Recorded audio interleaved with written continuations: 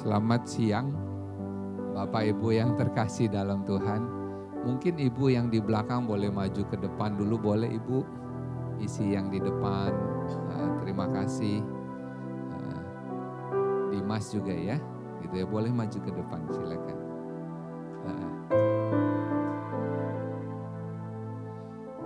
Lebih dekat, lebih sayang gitu ya. Jadi kita mau bernyanyi bersama, kita mau katakan kepada Tuhan, kita mau bersyukur kepada Tuhan karena banyak yang Tuhan perbuat di dalam hidupku. Banyak rancangan indah yang Tuhan berikan di dalam hidup kita. Karena Bapa mengerti segala yang kita perlu. Gitu ya. Kasih-Mu sempurna nyata dalam hidupku. Kita katakan kita mau bersyukur kepada Bapa. Mari katakan melalui lagu ini bersama-sama.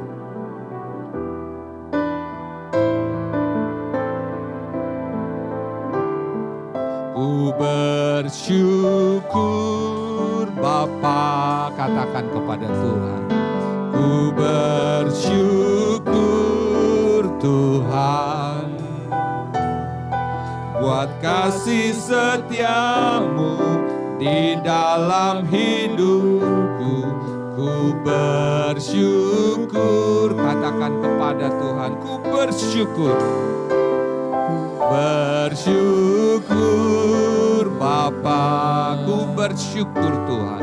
Ku bersyukur Tuhan buat kasih setia-Mu di dalam hidupku. Ku bersyukur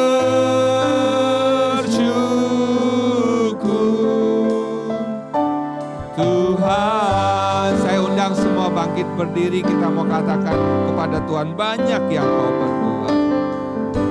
Banyak yang Kau perbuat, benar Tuhan, di dalam hidupku. Rancangan indah, rancangan indah-Mu terjadi di hidupku. Bapa, Bapa yang mengerti segala yang ku perlu, segala yang ku perlu. Kasih-Mu sempurna nyata dalam hidupku, nyata dalam hidupku. Ku bersyukur, ku bersyukur Bapa, ku bersyukur Tuhan, ku bersyukur Tuhan buat kasih setia-Mu di dalam hidupku. Ku bersyukur, katakan kepada Tuhan. Ku bersyukur Bapa, ku bersyukur. Ku bersyukur Tuhan buat kasih setia-Mu di dalam hidupku. Ku bersyukur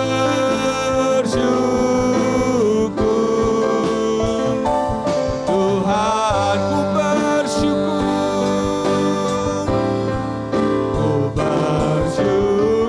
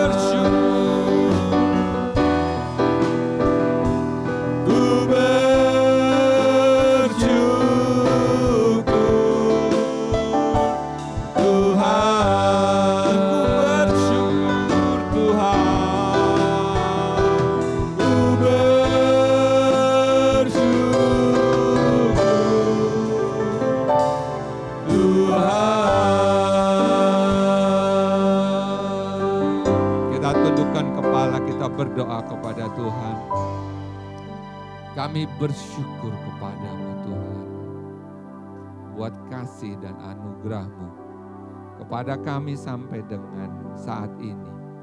Engkau terus memberi kami kesehatan, Engkau terus beri kami penghidupan. Dan hari ini kami datang bersama-sama di tempat ini Tuhan Yesus. Kami mau memuji Engkau, kami mau menyatakan kasih kami ke dalam tangan anugerah Tuhan. Mari Roh Kudus pimpin ibadah kami, layakkan kami, sucikan kami, untuk kami masuk di dalam ibadah pada hari ini.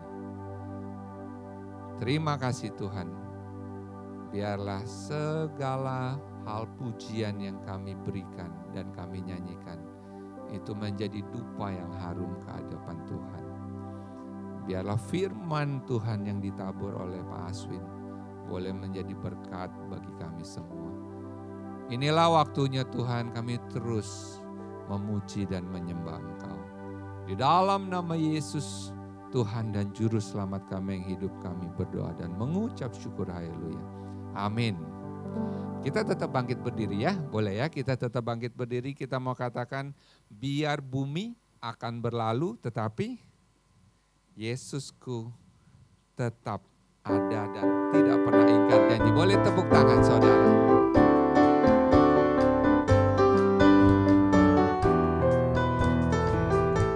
Biar bumi akan berlalu, biar bumi akan berlalu, biar bulan tak bercahaya lagi, biar langit akan bergoncang, matahari tak bersinar lagi, tetapi Tuhan Yesusku tak pernah ingkar janji. Semua yang difirmankannya pasti akan digenapi. Biar bumi akan berlalu, biar bumi akan berlalu, biar bulan tak bercahaya lagi, biar langit akan bergoncang, matahari tak bersinar lagi, tetapi Tuhan Yesusku tak pernah ingkar janji. Semua yang difirmankannya pasti akan digenapi. Katakan shalala, shalalalalala. Saya cinta Yesus, shalala, shalalalalala. Yesus cinta saya, shalala, shalalalalala. Saya cinta Yesus, shalalalalala.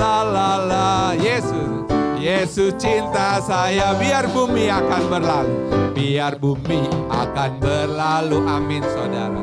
Biar bulan tak bercahaya lagi, biar langit akan bergoncang, matahari tak bersinar lagi, tetapi Tuhan Yesusku tak pernah ingkar janji. Semua yang difirmankannya pasti akan digenapi. Shalala, shalalalalala. Saya cinta Yesus, shalalalalala. Yesus cinta saya, shalala, shalalalalala. Saya cinta Yesus, shalalalalala. Yesus cinta saya, Yesus cinta saya cinta Yesus. Kita mau terus katakan, ku jatuh cinta pada Tuhan, amin. Ya, ku jatuh cinta padanya, makin tambah dalam dan tambah dalam lagi.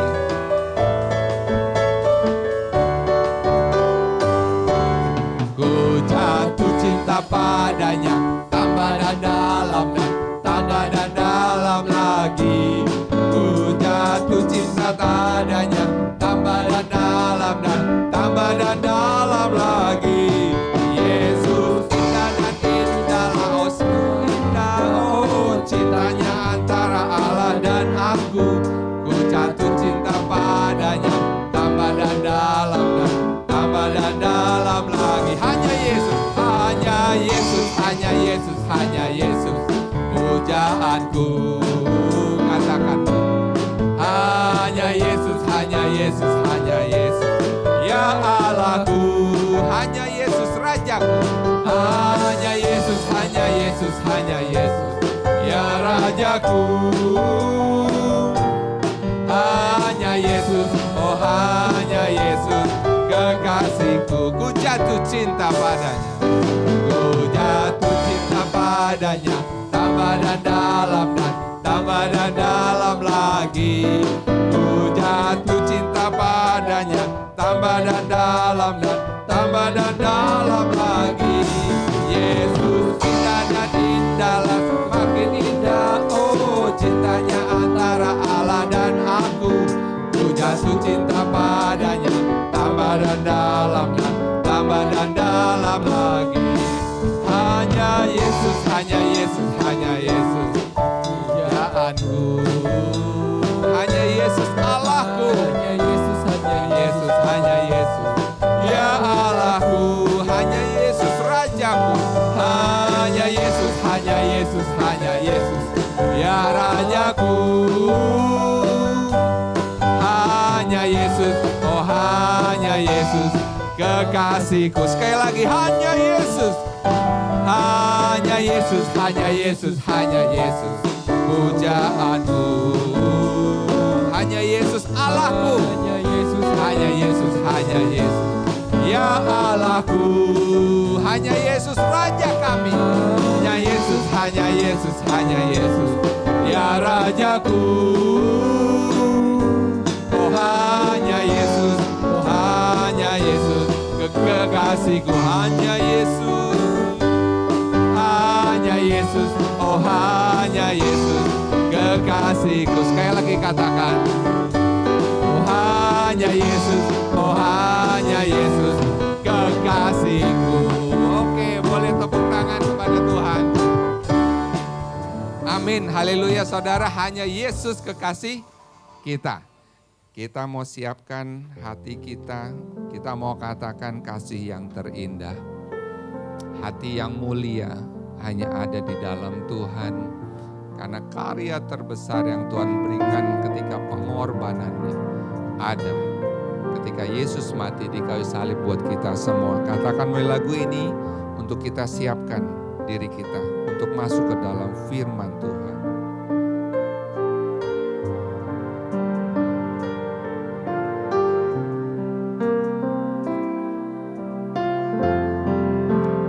Kasih yang terindah,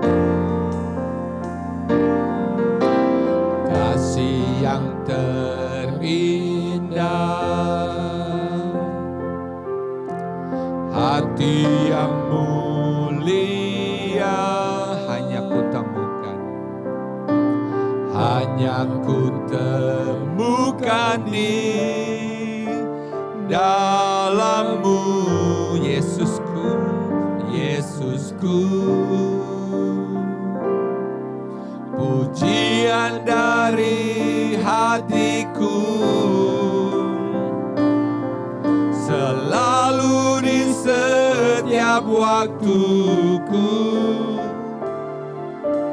tiada pernah berubah kasihku, kasihku. Karya terbesar, karya terbesar dalam hidupku, pengorbananmu yang selamatkanku. Engkaulah harta yang tak ternilai, yang ku miliki dan ku hargai.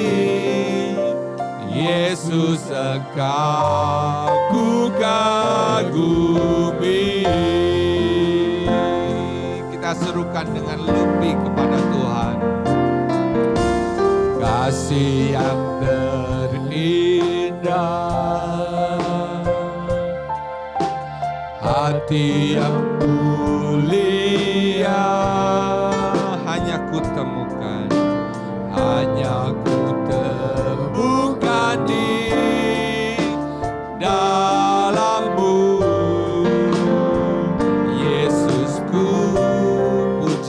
dari hati kami Tuhan. Pujian dari hatiku selalu di setiap waktu, tiada pernah berubah kasih-Ku. Karya terbesar Tuhan, karya terbesar. Benar Tuhan Yesus. Hidupku pengorbananmu yang selamatkanku. Engkaulah harta yang tak ternilai yang ku miliki dan ku hargai. Yesus, Engkau ku kagumi. Katakan karya terbesar, karya terbesar dalam hidupku. Benar Tuhan, pengorbananmu yang selamatkanku. Engkaulah harta yang tak ternilai yang ku miliki dan ku hargai. Yesus, Engkau ku kagumi. Sekali lagi katakan karya terbesar, karya terbesar dalam hidupku. Pengorbananmu yang selamatkanku. Engkaulah harta yang tak ternilai yang ku miliki dan ku hargai. Yesus, Engkau ku kagumi. Yesus, Yesus, Engkau ku kagumi. Yesus, Yesus, Engkau ku kagumi.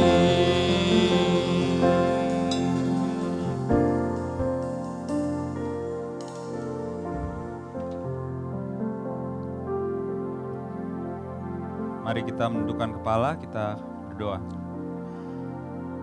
Bapa, Engkau sungguh-sungguh karya terbesar dalam kehidupan kami, Bapa. Bila pada hari ini masing-masing dari kami masih bisa memiliki kekuatan, kesehatan, penyertaan-Mu sungguh-sungguh nyata dalam kehidupan kami, Bapa. Bila pada hari ini kami menjadi manusia-manusia yang sungguh-sungguh Engkau anggap kudus, yang Engkau anggap anak-Mu Tuhan, sungguh suatu karya terbesar yang hanya Engkau bisa lakukan untuk kami, Bapa. Dan pada siang hari ini, buka hati kami, Bapa, buka pikiran kami, Bapa. Kami siap untuk menerima firman-Mu, Bapa. Biarlah kiranya firman ini sungguh-sungguh bisa memisahkan, Tuhan, apa yang menjadi kebenaran-Mu dan apa yang menjadi keinginan kami, Bapa. Biarlah semakin hari kami dibangun menjadi anak-anak-Mu yang lebih sempurna lagi. Terima kasih Bapa, kami mengucap syukur, kiranya Engkau berkati dari awal sampai akhir nanti. Hanya dalam nama Tuhan Yesus. Amin. Silakan duduk saudara, terima kasih tim worship pada siang hari ini. Shalom. Mengucap syukur ya, ini kali kedua aku bisa menyampaikan firman Tuhan di TLCC. Seperti menyampaikan firman Tuhan di depan keluarga sendiri walaupun jauh sekali ya. Kayaknya jauh banget gitu ya. Tapi mengucap syukur ya untuk kesempatan seperti ini. Dan mulai hari ini kita akan memasuki suatu seri dari kitab Daniel ya. Dari sebelumnya kita dari kitab Filipi, lalu saya diberikan suatu kehormatan untuk membuka kitab Daniel sebelum Pak Muksin tadi pagi membuka kitab Daniel ya. Kitab Daniel ini sungguh-sungguh luar biasa ya. Pada saat kita melihat kitab Daniel gitu ya, pasti anak-anak yang pernah sekolah minggu seperti saya gitu langsung ingat dia masuk ke gua singa. Nesya ingat ya, gua singa gitu ya. Gua singa terus masuk ke panci api ya. Jadi ada gambarnya gitu, suatu panci yang besar terus ada 3 orang. Saya ingat banget tuh waktu sekolah minggu dulu, langsung teringat seperti itu ya.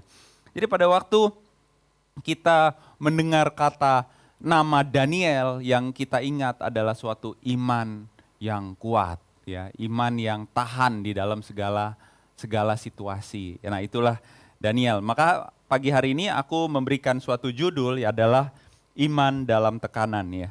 Jadi Daniel itu ada di dalam suatu situasi yang gak enak, dan iman dia itu terbukti bisa mengalahkan siapapun yang menjadi cobaan bagi dia. Nah, berbicara mengenai iman, hari ini aku akan mengambil dari dua bagian dari Alkitab. Yang pertama aku akan ambil dari Ibrani 10 dan 11, tapi saya juga akan mengambil dari Daniel 1, karena Daniel ini menjadi kisah utama kita ya. Nah ini jadi teman-teman kalau misalnya ada buka Alkitab atau punya Alkitab, diselipin ya, satu di Ibrani 11, satu di Daniel 1, kita akan coba melompat-lompat dikit, tapi akan cukup straightforward lah, hari ini akan cukup singkat kalau menurutku ya. Nah kalau di dalam Ibrani 11, kita bisa lihat ayatnya yang pertama. Ibrani 11 ayatnya yang pertama, di situ dikatakan, iman adalah dasar dari segala sesuatu yang kita harapkan dan bukti dari segala sesuatu yang tidak kita lihat. Amin ya. Suatu ayat yang luar biasa untuk mendeskripsikan iman. Pasal 11 dibuka dengan sebuah deskripsi yang begitu kuat. Tapi kalau kita mencoba untuk mendalami ini, kita akan sedikit bingung gitu ya. Iman adalah dasar dari segala sesuatu yang kita harapkan. Sesuatu yang kita harapkan. Nah, membuat kita mencoba bertanya, apa sih yang sebenarnya kita harapkan?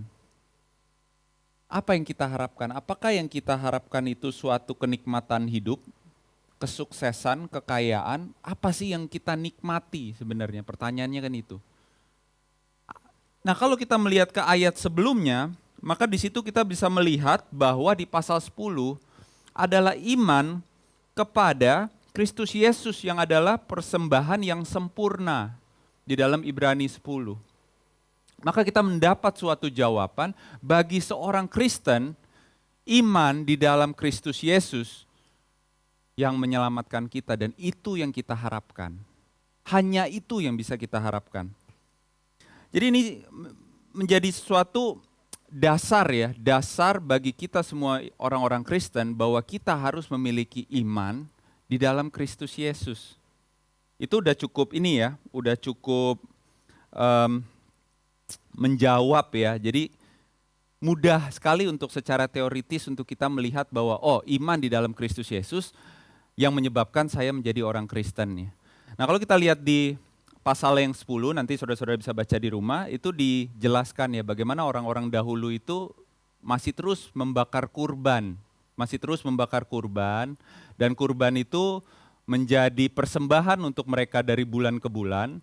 Dan kurban itu menyelamatkan mereka. Jadi pada saat mereka berdosa, mereka mempersembahkan kurban, lalu mereka bersih. Seperti orang-orang di zaman masa kini pun juga sama ya. Banyak dari kita yang mungkin memberikan persembahan, memberikan sumbangan, dan merasa bersih. Padahal hari-harinya masih penuh dengan dosa-dosa ya.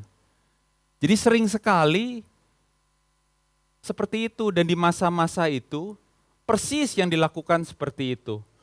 Maka kita harus mengerti iman kita di dalam Kristus Yesus itu apa maksudnya. Nah di sini di pasalnya yang ke-10, Ibrani pasalnya yang ke-10 dikatakan bahwa pada saat kita percaya kepada Yesus, di situ kita percaya ada suatu persembahan yang sempurna. Dikatakan seperti ini ya, ayatnya yang ke-14. Sebab oleh satu korban saja ia telah menyempurnakan untuk selama-lamanya mereka yang ia kuduskan. Sekali aja, pada saat kita percaya kepada Yesus, maka sekali saja Yesus yang sudah mati sekali itu menyucikan semua dosa-dosa kita. Dan tidak perlu lagi, dikatakan di ayat 14, jadi apabila untuk semuanya itu ada pengampunan, tidak perlu lagi dipersembahkan korban karena dosa. Oleh karena itu orang Kristen sudah tidak lagi mempersembahkan korban tiap tahun. Karena sekali saja dengan iman kita kepada Yesus, maka dia sudah mengorbankan dirinya untuk kita. Sudah tidak perlu lagi kita lakukan terus-menerus karena persembahan itu sudah sempurna. Nah, iman kepada Yesus itu yang dipegang oleh Daniel.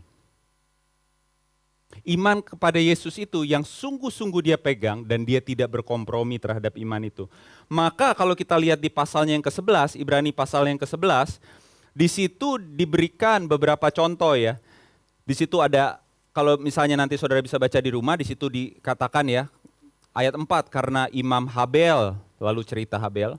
Karena iman Henok di ayat 5, karena iman Nuh di ayat 7, karena iman Abraham di ayat 8, dan dia terus-menerus memberikan contoh-contoh iman-iman dari orang-orang yang benar-benar menjadi saksi di dalam Alkitab ini. Dan di ayatnya yang ke-33, penulis Ibrani tidak bisa melewatkan iman dari Daniel. Di ayat ke-33 dia mengatakan seperti ini. Yang karena iman telah menaklukkan kerajaan-kerajaan, mengamalkan kebenaran, memperoleh apa yang dijanjikan, lalu dikatakan menutup mulut-mulut singa. Lalu di ayat 34 dikatakan memadamkan api yang dahsyat. Mereka telah luput dari mata pedang, telah beroleh kekuatan dalam kelemahan, telah menjadi kuat dalam peperangan dan telah memukul mundur pasukan-pasukan tentara asing. Di situ dikatakan mulut-mulut singa dan menaklukkan, memadamkan api. Dan itu hanya kesaksian dari kisah Daniel. Jadi apabila kita berbicara tentang Daniel, tidak akan bisa kita lari dari kekuatan iman Daniel. Nah, kalau kita lihat di sini, kenapa? Jadi kita mulai bertanya ya, kenapa Daniel bisa menjadi contoh? Kenapa di dalam perjanjian baru ada sebuah kitab yang menuliskan soal iman dan Daniel menjadi contoh? Mari Bapak Ibu, kita akan membuka Daniel 1. Saya akan mengambil 1 sampai 9. Saya taruh di depan ya. Bagi teman-teman, saudara-saudara yang ingin membuka Alkitab, silakan Daniel 1 ayat 1 sampai 9. Saya akan membaca ayat 1 dan saudara bisa membaca ayat genap. Lalu kita teruskan sampai ayatnya yang ke-9. Daniel 1 ayat 1, pada tahun yang ketiga pemerintahan Yoyakim, Raja Yehuda, datanglah Nebukadnezar Raja Babel ke Yerusalem lalu mengepung kota itu.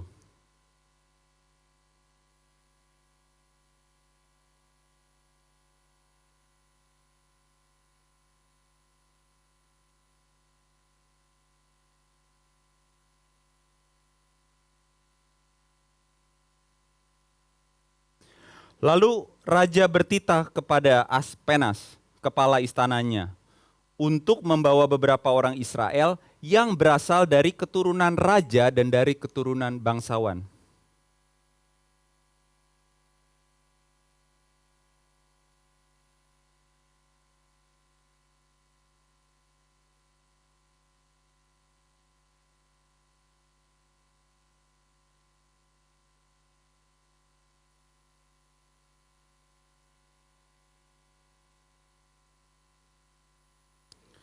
Dan raja menetapkan bagi mereka pelabur setiap hari dari santapan raja dari anggur yang biasa diminumnya. Mereka harus dididik selama 3 tahun dan sesudah itu mereka harus bekerja pada raja.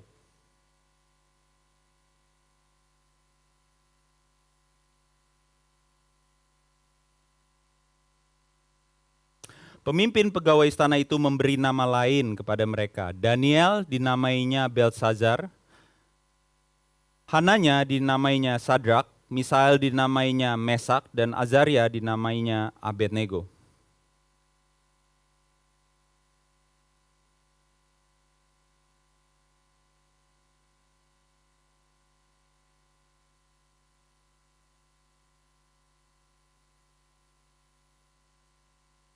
Maka Allah mengaruniakan kepada Daniel kasih dan sayang dari pemimpin pegawai istana itu. Puji Tuhan ya, amin. Nah, saya ingin mencoba mengambil suatu konteks dari Daniel terlebih dahulu ya. Jadi bangsa Kasdim di waktu itu adalah bangsa yang sangat-sangat maju ya. Jadi secara historis apabila saudara coba mencari historis tentang suatu bangsa Kasdim, maka ditemukan bahwa bangsa Kasdim itu adalah bangsa-bangsa yang ahli di dalam astronomi dan astrologi pada masa itu. Jadi mereka ini bangsa terdepan pada waktu itu ya. Nah, mereka menjajah bangsa Yehuda pada waktu itu. Lalu mereka mengambil tawanan-tawanan dan mereka bawa ke kota Babel yang merupakan ibu kota dari bangsa Kasdim pada waktu itu. Dan Raja Nebukadnezar adalah Raja Babel pada waktu itu, raja yang terkuat pada masa itu. Dan di situ kita bisa melihat bahwa Daniel itu sebenarnya bukan orang biasa ya. Daniel itu keturunan raja atau keturunan bangsawan di situ. Tadi kita udah baca bareng-bareng ya. Jadi hidupnya pasti enak sebelumnya ya. Dia tuh dari keturunan raja, jadi kehidupannya mungkin enak gitu ya. Tapi bangsanya itu dihancurkan oleh Raja Nebukadnezar dan dia memasuki suatu cycle suatu musim di dalam kehidupannya yang berbeda pada kali ini ya. Dia menjadi tawanan yang dibuang ke kota Babel. Jadi pastinya situasi dia yang dulunya enak nih, anak raja, anak bangsawan, masih muda. Tapi di sini juga dikatakan bahwa Daniel itu orangnya pinter ya. Orangnya pinter, di situ dikatakan kan ya, orang-orang muda yang tidak ada bercela, berperawakan baik dan memahami berbagai-bagai hikmat, berpengetahuan banyak. Jadi Daniel ini terpilih. Daniel ini bukan orang biasa, Daniel ini IQ-nya tinggi, EQ-nya tinggi, keturunan bangsawan atau keturunan raja. Jadi ini orang yang sungguh-sungguh luar biasa dan dalam musim berikut di dalam kehidupannya, hidupnya sulit, dia ada di menjadi tawanan di suatu kota yang asing bagi dia. Dan di situ dikatakan ya, tadi di ibadah 1 sungguh luar biasa ya, di ibadah 1 tadi Pak Muksin sudah coba menjelaskan ya, perubahan-perubahan nama yang diberikan kepada mereka itu sungguh-sungguh luar biasa ya. Daniel yang artinya Tuhan menjadi hakim diganti dengan Belteshazzar, yaitu anak Baal ya. Jadi Tuhan yang berbeda gitu ya. Jadi ini nama-nama yang diberikan kepada mereka ini bukan nama-nama biasa, tapi nama-nama untuk mengubah mereka. Dan ini biasa ya. Di Indonesia pun kalau kita lihat di tahun 70-an, orang-orang tidak lagi boleh mengenakan nama Chinese pada waktu itu. Ya, dulu banyak sekali orang-orang dengan bernama Mandarin, nama Chinese gitu ya, di tahun 70-an mereka bilang, oh tidak boleh lagi nama Chinese. Kenapa? Untuk menyatukan suatu kesatuan bangsa kita. Maka dari itu banyak orang berkata ya, tanpa bahasa Indonesia maka Indonesia tidak memiliki suatu kesatuan sebenarnya.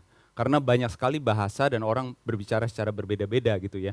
Jadi ini adalah hal yang biasa pada saat seorang penjajah ingin menyatukan bangsanya. Dia akan mencoba mengubah nama, dia akan mencoba memberikan nilai-nilai baru yang bisa menjadi nilai-nilai baru untuk menyatukan bangsa itu. Nah, apa yang dihadapi Daniel pada waktu itu? Pada waktu dia masuk ke kota Babel, maka di situ ada budaya yang baru, maka di situ ada posisinya yang baru. Dulu dia anak raja, sekarang dia menjadi tawanan dan harus kerja buat raja. Ada bahasa yang baru, dia tidak menguasai bahasa Kasdim pastinya ya. Dia memakai bahasa Ibrani sebelumnya dan dia diambil ke situ dan dia harus dididik selama 3 tahun. Saya yakin ya salah satu pendidikannya adalah pendidikan bahasa. Lalu di situ juga ada orang-orang baru yang dia tidak pernah kenal. Ya, kecuali 4 sahabat itu dia tidak mengenal siapapun di situ karena dia ada di dalam pembuangan pada masa itu. Jadi Daniel memiliki situasi yang tidak normal ya. Kita juga sering di dalam situasi-situasi tekanan seperti ini, di mana kita merasa nggak nyaman, di mana kita merasa kita ada di tempat-tempat yang mungkin kita nggak merasa nyaman. Ada banyak hal yang Daniel bisa lakukan. Daniel punya 2 opsi pada waktu itu. Yang pertama, Daniel bisa bertahan dengan imannya, tapi dia memiliki suatu resiko karena dia bukan di dalam posisi top ya, dia di dalam posisi tahanan di bawah ya. Jadi yang pertama adalah kalau dia bisa memegang teguh kepercayaannya tapi ada resiko. Kedua, dia bisa mengambil nilai-nilai orang Babel dan kemungkinan besar dia akan bisa menjadi sukses. Dia memiliki 2 opsi itu pada waktu itu. Nah, kalau misalnya kita lihat di sini, yang cukup menarik adalah Ayat kelima dikatakan, dan raja menetapkan bagi mereka pelebur setiap hari dari santapan raja dan dari anggur yang biasa diminumnya. Yang sangat-sangat menarik di sini adalah pada saat Daniel dididik selama 3 tahun di bangsa Babel itu, Daniel diiming-imingi hak-hak istimewa yang diberikan oleh raja. Dan saya hanya membayangkan diri saya pada waktu itu ya. Kalau saya menjadi Daniel, seorang anak raja, lalu dipindah ke kota Babel, lalu dikatakan, kamu akan dapat makanan seperti raja lagi. Alangkah enaknya bagi Daniel ya. Dulu aku anak raja, dipindah jadi anak raja lagi. Enak sekali. Gak ada perbedaan, gak ada pengorbanan, enak banget gitu ya. Terus aku akan menjadi pemimpin, lalu aku akan punya anak buah dan aku akan kerja di Babel sebagai pemimpin lagi. Alangkah enaknya kalau seperti itu. Dan aku yakin kalau itu terjadi, kitab Daniel tidak akan ada pada hari ini ya. Mungkin Tuhan menulis yang lain untuk menggantikan Daniel ya. Tapi apabila Tuhan menuliskan tentang Daniel, maka ada suatu kesaksian yang Tuhan ingin berikan kepada kita. Yaitu Daniel menolak hak-hak istimewa karena dia memiliki suatu iman. Iman yang berbeda dengan iman yang dimiliki banyak orang-orang Kristen di masa ini. Dan saya hanya ingat di dalam Yakobus mengatakan, iman tanpa perbuatan pada hakikatnya adalah mati. Ya. Maka kalau kita lihat di sini, ada suatu action yang Daniel lakukan. Ada suatu perbuatan yang Daniel lakukan, yaitu menolak. Daniel tidak berkompromi dengan nilai-nilai dunia. Nah kalau kita lihat ya, bahwa pada waktu itu bangsa Kasdim ini kan bangsa yang terdepan ya. Pasti nilai-nilai mereka itu dianggap hebat. Kalau di masa kini mungkin Kasdim itu seperti Amerika gitu ya. Nilai-nilai Amerika itu hampir semua itu diserap oleh negara-negara lain dan dirasakan sebagai nilai-nilai yang positif. Karena Amerika yang paling maju. Pernah ke bulan, risetnya tinggi, obat-obatan keluarnya di sana duluan, mobil listrik keluarnya di sana duluan, semua riset-riset tinggi ada di sana, dan di dalam kondisi yang seperti ini, maka menolak nilai-nilai seperti itu mungkin terkesan bodoh. Terkesan radikal, terkesan bodoh, disebut zaman sekarang konservatif, ya kan? Disebut dengan tidak toleran mungkin, dianggap aneh, seperti itu. Dan persis seperti kondisi kita saat ini. Di masa kini kita bisa melihat bahwa dunia kita ini berjalan begitu cepat, tetapi banyak nilai-nilai yang salah tersebar dimanapun kita melihat. Hanya di generasi ini kita bisa melihat nilai-nilai itu mengejar kita. Kalau zaman dulu, kalau misalnya di tahun 40-50-an orang membaca koran, majalah, buku-buku, lalu di tahun 70-an mulai diintroduksi TV, lalu orang mulai menonton TV, lalu di tahun 90-an ada internet, semua bersifat pasif. Kalau kita mencari, maka kita menemukan. Hanya di generasi ini, di mana kita tidak mencari, tetapi mereka menemukan kita. Hanya di generasi ini, informasi diselipkan untuk kita. Kalau kita melihat feed sosial media kita, kalau kita membuka Google, apa yang pernah kita cari, apa yang diasumsikan kita cari, mereka akan mendorong nilai-nilai itu kepada kita. Hanya di generasi ini, apabila Anda pria membuka feed dari sosial media Anda, dan Anda akan diselipkan dengan wanita-wanita yang feed wanita-wanita. Hanya di generasi ini, Apabila Anda wanita, Anda diselipkan dengan fit-fit dari cowok-cowok seperti itu ya. Kalau zaman dulu itu bersifat pasif. Apabila itu dicari, apabila pornografi itu dicari, maka kita mencari dan kita mendapatkan. Hanya sekarang di mana pornografi itu mengejar Anda dan saya. Di rumah pun kita buka handphone, informasi itu mengejar kita. Dan kemarin saya sangat kaget pada saat mengikuti seminar.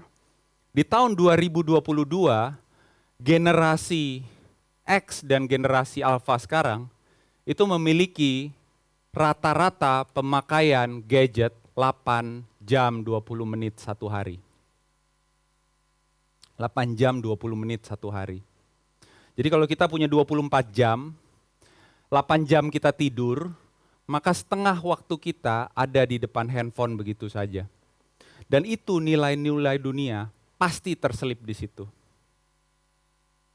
Tidak mungkin kita bisa lari dari hal-hal yang bersifat seksual, tidak bisa kita lari dari hal-hal yang bersifat materialisme, tidak bisa kita lari dari hal-hal yang bersifat tentang penerimaan diri atau approval. Pada saat kita posting dan kita mendapat 20 like, rasanya berbeda kalau kita mendapatkan 150 like, pasti beda. Dari situ kita merasakan, oh kalau saya mendapat 150 like, maka saya diterima oleh society. Maka proof saya ini hebat. Tapi apabila saya mendapat 20 like, saya merasa, wah ada yang kurang dengan saya. Badan saya mungkin gak bagus, saya kurang cantik, saya kurang pinter, pasti ada yang kurang di dalam diri saya. Tidak aneh kalau di akhir-akhir ini banyak orang yang mencoba mengejar fashion, style, sampai akhirnya hutangnya berkali-kali lipat. Karena mereka tiap hari menonton Instagram, menonton TikTok, dan mendapatkan hal-hal yang bersifat materialisme dan mereka merasa harus mengikuti fashion itu apapun pengorbanannya.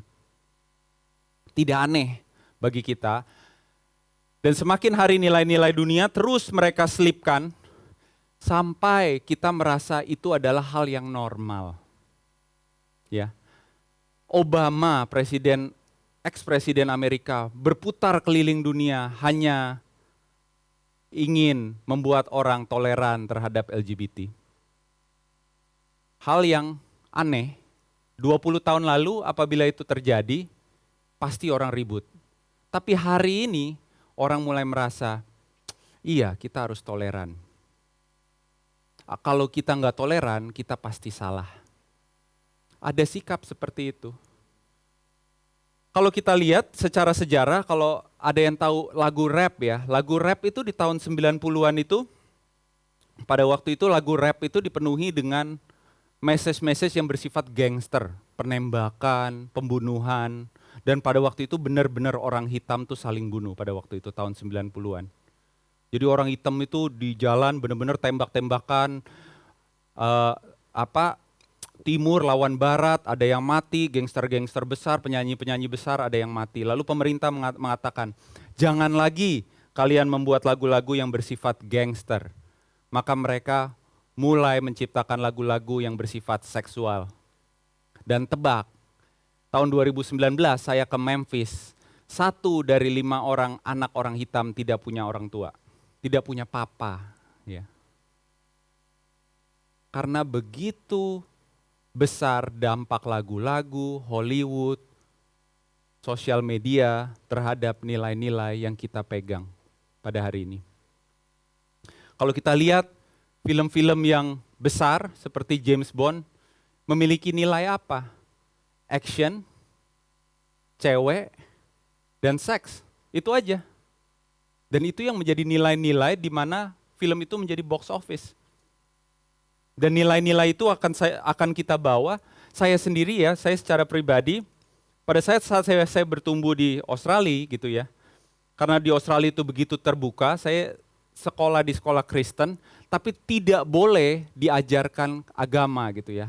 Guru agama saya kalau mengajarkan kita harus menjadi Kristen itu bisa masuk penjara pada waktu itu. Jadi yang dia ajarkan adalah politik. Jadi dia mengajarkan tentang bagaimana John F. Kennedy itu dibunuh dan sebagainya, gitu aja ya. Dan pada waktu itu saya bertumbuh ya saya merasa biasa saja gitu ya. seks di luar pernikahan ya biasa saja gitu. Kita hidup bareng, terus misalnya drugs, ya biasa aja. Pokoknya semua yang kita lakukan yang penting tidak menyakiti orang lain gitu ya.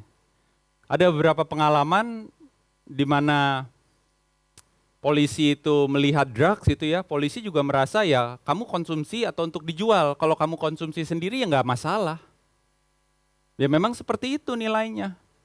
Dan itu nilai-nilai yang kalau kita teruskan, ya kita pasti akan menerima nilai-nilai itu. Dan itu yang ada di sekitar kita pada hari ini ya. Jadi teman-teman di sini aku yakin saya nggak perlu ngomong terlalu jauh, karena kita bisa merasakan sendiri. Pada saat kita buka feed kita siang hari ini, kita bisa lihat sendiri. Kita bisa lihat sendiri, feed kita tuh apa sih? Lalu kita coba membayangkan pada saat kita scroll, kita coba membayangkan apa, algoritma apa yang dia coba selipkan di dalam kehidupan kita. Anda bisa melihat.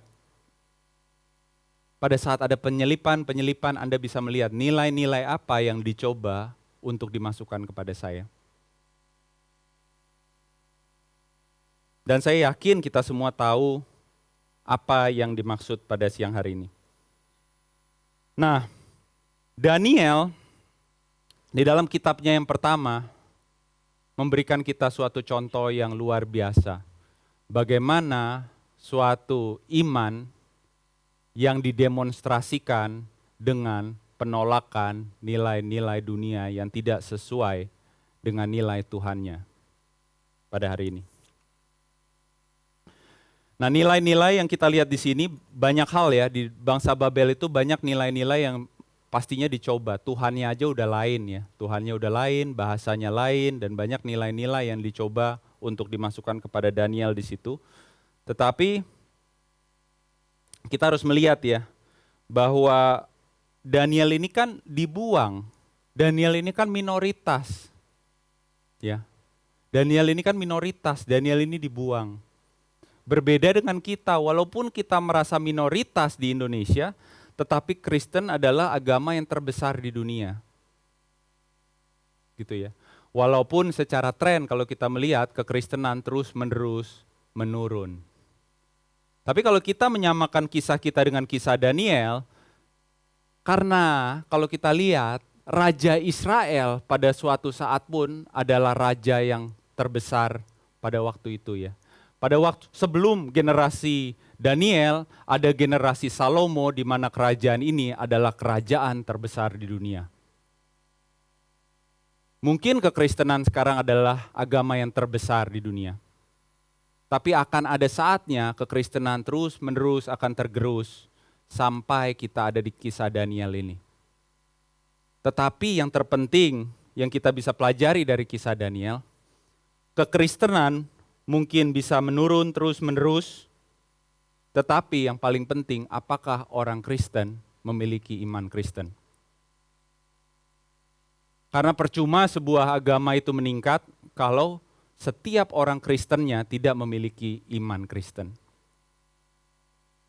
Maka di sini Daniel mengajarkan kepada kita, walaupun dia minoritas, walaupun banyak yang harus dikorbankan oleh dia, tetapi lebih penting bagi seorang Daniel untuk memegang nilai-nilai Tuhannya pada waktu itu. Dan tidak mengkompromikan apapun yang dia tidak benar di dalam kehidupannya. Nah, di pasal-pasal berikutnya kita akan melihat ya, pastinya di pasal-pasal berikutnya kita akan melihat perjuangan Daniel. Perjuangan Daniel kita udah sering baca, dia masuk ke gua singa, dia masuk ke pembakaran ya, dia ingin dibakar dan sebagainya untuk mempertahankan imannya dia. Bagaimana dia mendemonstrasikan iman dia. Pastinya tidak akan mudah untuk mempertahankan nilai-nilai kita. Pastinya tidak akan mudah dan banyak pengorbanan-pengorbanan yang harus kita jalankan di dalam memegang nilai-nilai kita. Nah, pada hari ini saya ingin kita semua untuk lebih-lebih lagi fokus untuk apa sih yang kira-kira menjadi nilai-nilai kekristenan yang harus kita pegang dan tidak mengkompromikan apa yang menjadi nilai-nilai dunia yang mencoba untuk masuk ke dalam kehidupan kita. Saya akan menutup khotbah saya mengundang semua pemusik untuk maju ke depan. Saya ingin kita melihat dari Ibrani 10. Saya akan kembali ke Ibrani 10.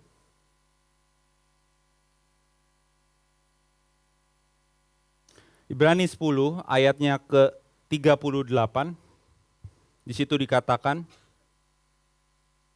tetapi orangku yang benar akan hidup oleh iman. Dan apabila ia mengundurkan diri, maka aku tidak berkenan kepadanya. Tetapi kita bukanlah orang-orang yang mengundurkan diri dan binasa, tetapi orang-orang yang percaya yang beroleh hidup.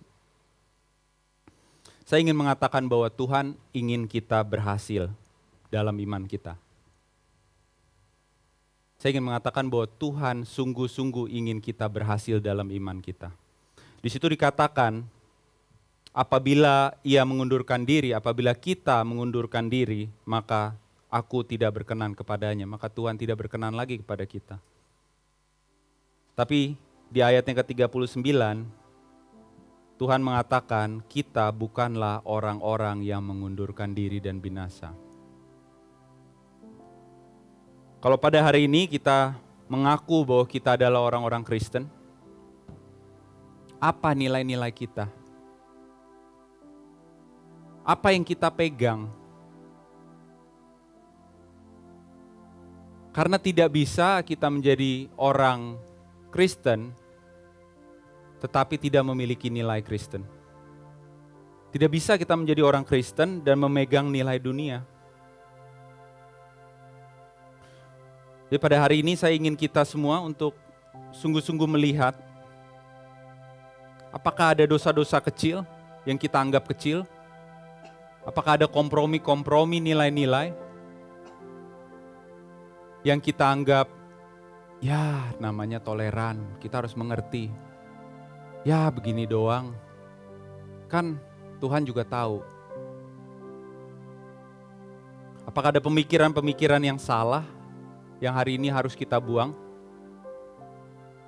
Ingat, Tuhan bilang, kita bukan orang-orang yang mengundurkan diri binasa, tetapi orang-orang yang percaya dan beroleh hidup.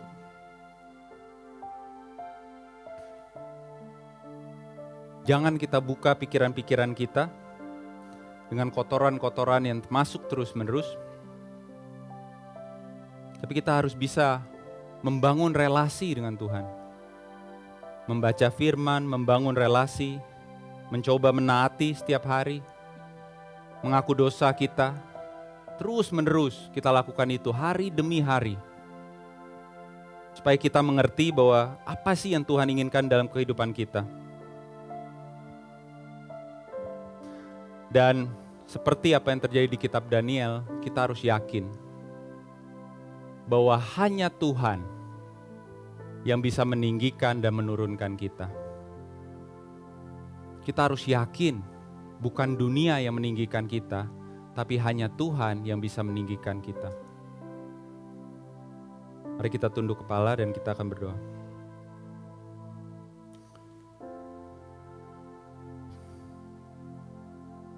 Mari kita ambil saat teduh sejenak. Mari kita mencoba merefleksikan dosa-dosa apa yang ada di dalam kehidupan kita. Mungkin dosa kecil, pemikiran-pemikiran kecil yang belum sesuai dengan apa yang Tuhan inginkan. Mari kita serahkan kepada Tuhan.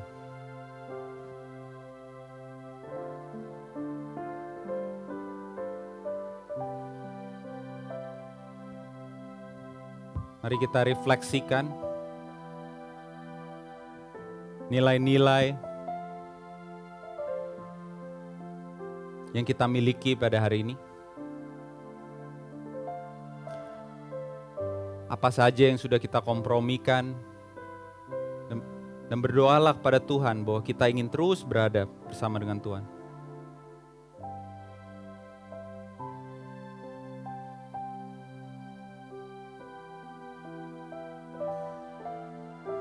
Bapa, kami mengucap syukur untuk siang hari ini.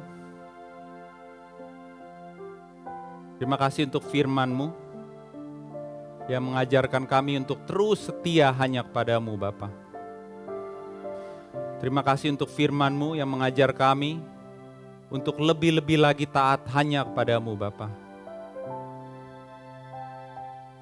Terima kasih Bapa untuk suatu kisah Daniel yang bisa menguatkan kami. Dan kiranya semakin hari hidup kami lebih lagi sesuai dengan apa yang Kau inginkan, Bapa. Terima kasih Tuhan Yesus, kami serahkan semua doa ini hanya di dalam nama Yesus Kristus. Amin. Amin, haleluya. Terima kasih Pak Aswin, Bapak Ibu Saudara yang terkasih di dalam Tuhan. Biarlah firman Tuhan ini kita respon dengan kata bahwa bersamamu Bapa, setiap perkenanan itu meneguhkan hati kita. Karena Yesus ada di setiap musim hidup kita. Kita responi dengan lagu ini. Engkau ada bersamaku. Engkau ada bersamaku di tiap musim hidupku. Tak pernah Kau biarkan Tuhan. Tak pernah Kau biarkan ku sendiri. Katakan kepada Tuhan. Kekuatan di jiwaku, Benar Tuhan. adalah bersamamu. Tak pernah ku ragukan kasih-Mu. Katakan kepada Tuhan, bersamamu Bapa. Bersamamu Bapa, ku lewati semua Perkenananmu Tuhan. perkenananmu yang teguhkan hatiku. Engkau yang berfirman, memberi pertolongan.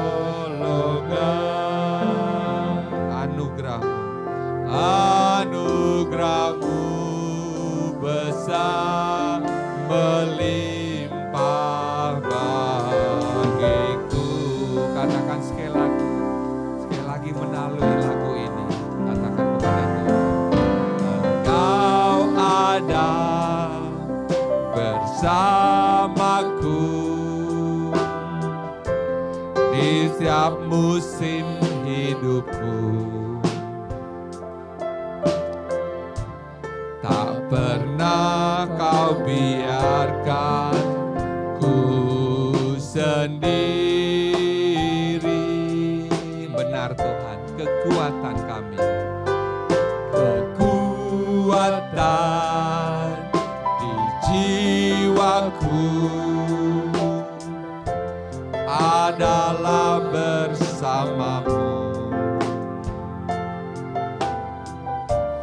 Tak pernah ku ragukan kasih-Mu.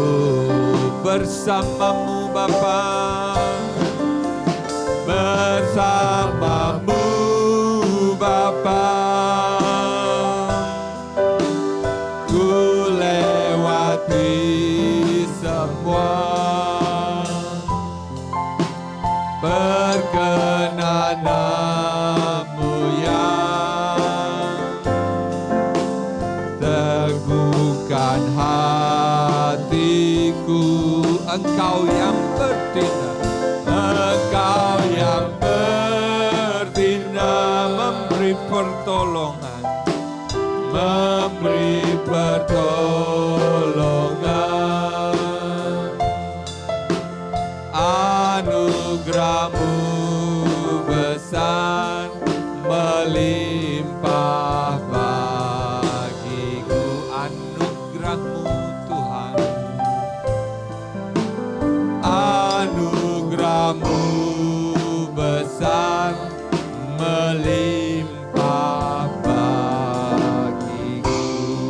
Sekali lagi katakan anugerah.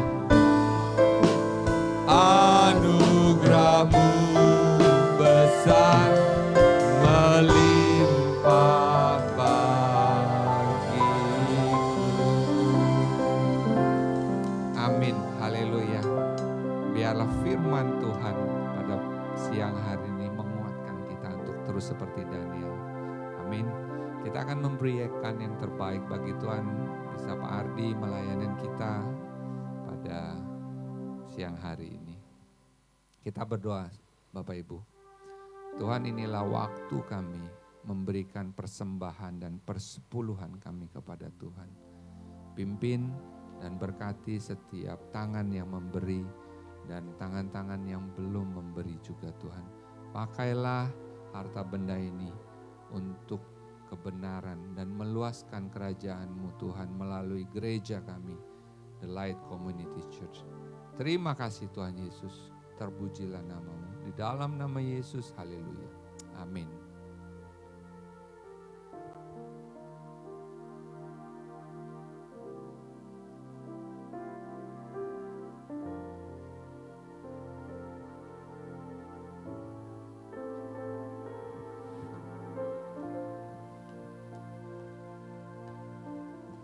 Shalom Church, pagi, siang hari ini ada beberapa pengumuman ya. Pengumuman yang pertama adalah mission trip ya. Jadi untuk teman-teman remaja sampai pemuda, jadi dari umur 13 sampai 35 gitu ya. Pemuda-pemuda kita atau yang punya anak remaja, kita punya mission trip ya. Bisa ditayangin mungkin? Jadi kita akan jalan di tanggal 9 sampai 11 Desember ke Gunung Kidul ya. Jadi untuk teman-teman remaja atau yang punya anak remaja, ayo ikut ya, daftar ya. Nah emang ada biaya 500.000 per person, tapi kalau misalnya keberatan silakan berbicara dengan gereja ya. Gereja bisa memberikan subsidi. Nah registrasi melalui Danar, tapi Danar hari ini nggak ada, jadi bisa langsung ke aku atau ke Sharon ya. Jadi untuk teman-teman yang punya anak remaja atau Anda remaja, pemuda, silakan ayo ikut jalan-jalan ya. Setelah 2 tahun lebih kita corona, ini kayaknya waktu yang tepat untuk kita melakukan mission trip. Nah berikutnya kita juga sekolah minggu kita akan mengadakan kunjungan ke panti asuhan di tanggal 3 ya. Tanggal 3 Desember nanti. Nah ini juga kita membuka pintu bagi teman-teman yang ingin mendonasikan apa aja ya. Jadi silakan ngobrol sama kita apabila ingin memberikan donasi, dan anak-anak sekolah minggu kita akan jalan ke panti asuhan di tanggal 3 Desember nanti di hari Sabtu. Nah, jadi save the date ya. Terus berikutnya Natal kita. Nah, Christmas ya di tanggal 18 Desember. Jam 9.30 biasanya kan kita 2 ibadah ya. Nah, Natal nanti hanya 1 ibadah. Hanya 1 ibadah jam 9.30, save the date, ajak teman, ajak saudara untuk kita beribadah bersama-sama di tanggal 18 Desember nanti. Itu aja pengumuman pada hari ini, jemaat. Mari kita berdiri dan kita akan menutup dalam doa. Bapak terima kasih untuk siang hari ini. Terima kasih Engkau sudah memimpin kehidupan kami. Kau sudah menyertai kehidupan kami. Terima kasih untuk firman-firman-Mu di dalam kehidupan kami yang menjadi tuntunan kami Bapa. Jemaat yang dikasihi Tuhan, pulanglah dan kiranya damai sejahtera dan sukacita yang dari Allah Bapa selalu bersama-sama dengan ini semuanya. Dalam nama Tuhan Yesus kami berdoa dan mengucap syukur. Amin. Bagi Dia segala pujian, hormat serta syukur, kekal selamanya. Bagi Dia segala pujian, hormat serta syukur, selama-lamanya. Bagi Dia segala pujian. Bagi Dia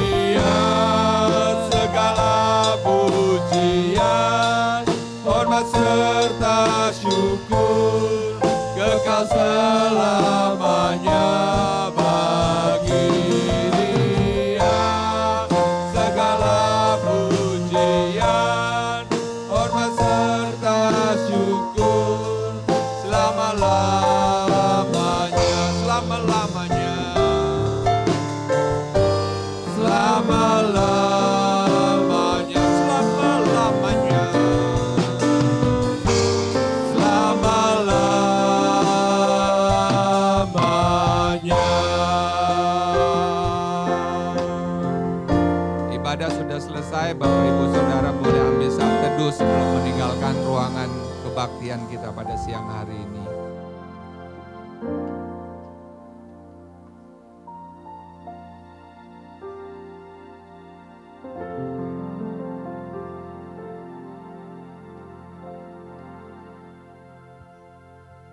Selamat hari Minggu, Tuhan Yesus memberkati sampai bertemu minggu depan. Haleluya.